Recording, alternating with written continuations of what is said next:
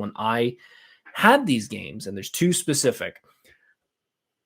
I remember being young and realizing that, these are games that I'm never going to beat. I remember playing Pac-Man and stuff when I was little, and it was one of those, you're never going to win. It's always going to get to a certain point and you'll die and the game will be over.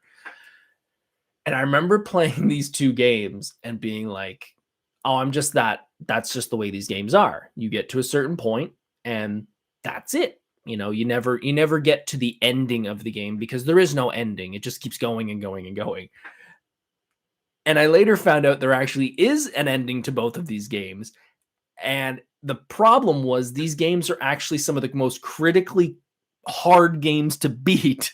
And those were two of the games that I loved the most. And they were Top Gun for the NES and the Teenage Mutant Ninja Turtles game. I loved both of those games, but I also was never more frustrated. If you know about this Top Gun game, the Top Gun game, you are flying in a cockpit in the first level, and then the second level, or let's say 1.5 of the level, is you have to land on a helicarrier. If I remember correctly, you actually, if you try and land it as the game tells you to, it'll tell you to nose up, nose down, left, right, throttle, whatever. If you follow the in-game directions, you actually will crash every single time. You kind of have to mentally watch how to land, and that's how you do it. And I crashed every single time because I'm a kid and I'm following the game prompts and I'm just getting obliterated.